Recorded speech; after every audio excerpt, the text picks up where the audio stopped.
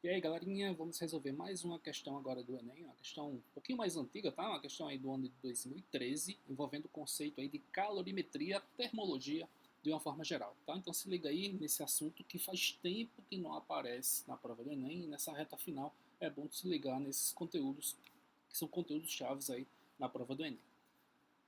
Essa questão fala o seguinte, pessoal: aquecedores solares usados em residências têm o objetivo de elevar a temperatura da água até 70 graus Celsius. No entanto, a temperatura ideal da água para um banho é de 30 graus Celsius. Então, deixa eu começar aqui a destacar os pontos que são importantes, né? A temperatura da água quente, 70 graus Celsius. No entanto, a temperatura ideal da água para um banho é de 30 graus Celsius. Por isso, deve-se misturar a água aquecida com a água à temperatura ambiente de um outro reservatório que se encontra a 25 graus Celsius. Minha mesinha aqui está querendo falhar.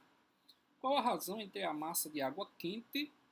Então ele quer a razão entre a massa de água quente e a massa de água fria na mistura para um banho à temperatura ideal. Então, galera, é o seguinte, como eu falei para vocês, é um conceito aí, é um conteúdo envolvendo aí física térmica, mais propriamente dito, a parte lá onde tem princípio das trocas de calor, certo? Princípio das trocas de calor.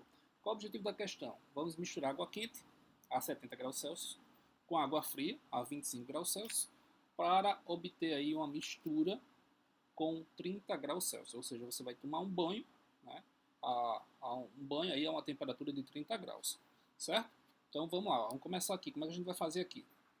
Primeiramente, é importante tu saber que essa troca de calor ela se dá unicamente entre a água quente e a água fria, tá?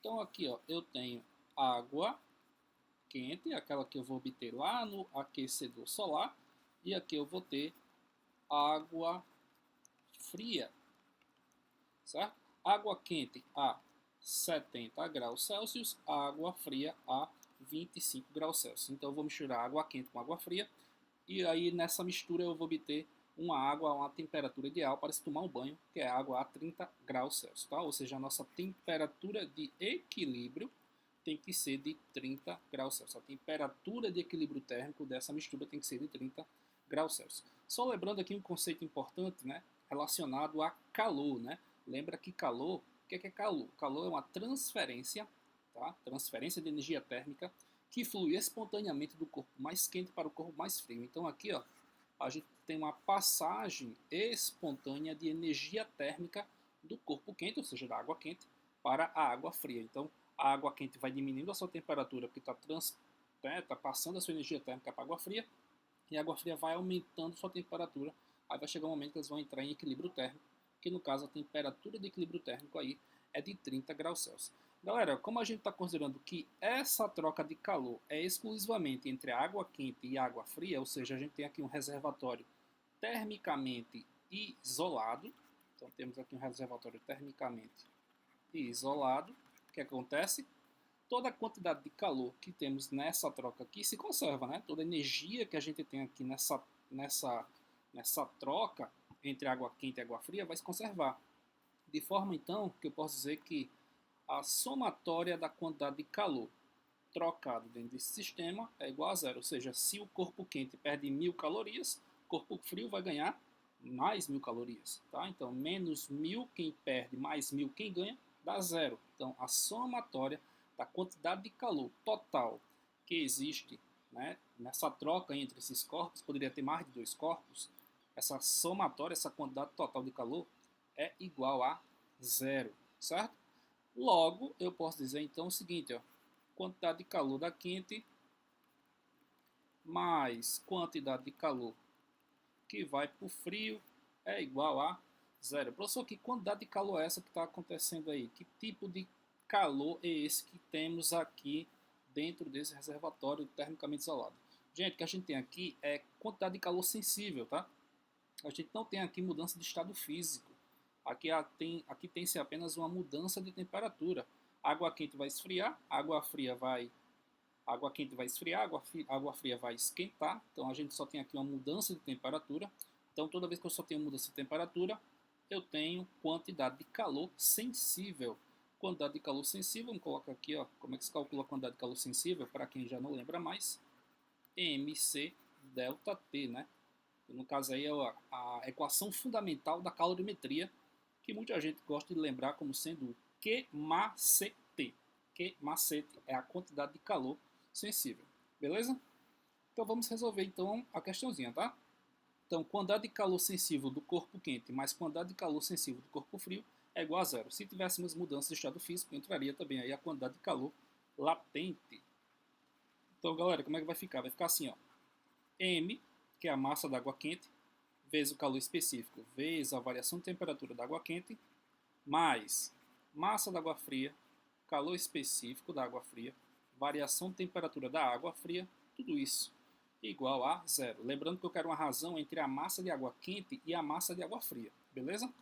Bom, o que é esse Czinho aqui? Esse Czinho aqui é o calor específico que está associado com a substância. Como a gente só tem água, é uma substância só, então a gente pode já, ó, tirar aqui. Mas é importante você lembrar que o calor específico da água, colocar aqui, ó, o calor específico da água vale 1 caloria grama por grau Celsius, tá? Isso é bom você saber, bom você memorizar esse númerozinho aí. Mas aqui nesse caso a gente vai utilizar porque é tudo água, beleza?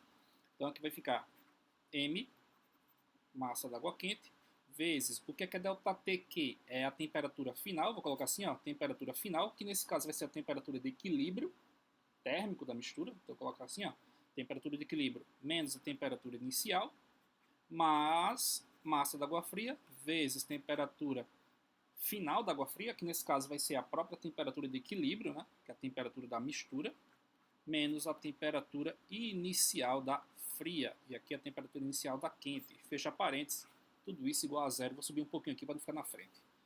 Então, gente, vai ficar massa da água quente vezes temperatura de equilíbrio. Lembrando o seguinte, que temperatura de equilíbrio é essa? Eu coloquei lá em cima, ó.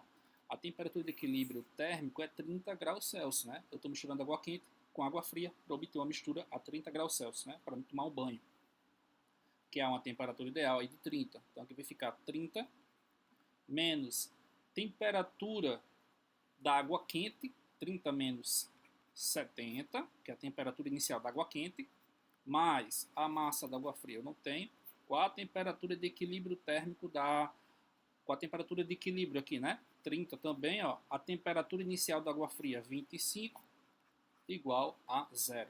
Gente, ó, aqui dentro dos parênteses vai ficar quanto? 30 menos 70 menos 40. Menos 40 vezes MQ é menos 40 MQ. Mas 30 menos 25 dá 5. 5 vezes MF, 5 MF igual a zero. Menos 40, ou melhor, vou fazer assim, ó. Vou deixar 5 MF igual a 40 MQ, né? Passei para o outro lado da igualdade, passa positivo. Como eu quero uma razão entre a massa de água quente e a massa de água fria, vai ficar a massa da água quente sobre a massa da água fria. 5 dividido por 40 dá 0,125 igual a MQ. Aliás, isso é MQ sobre MF, gente. Então, ó, a resposta aqui, né, que era a razão entre duas massas, a massa da água quente sobre a massa da água fria, dá 0,125. Temos como resposta aqui, letra B. Essa é a questão do Enem de 2013, uma questão envolvendo aí termologia. Beleza, galera? Ó, se liga na questão, se liga nos detalhes. Valeu, fiquem atentos, até a próxima. Aquele abraço.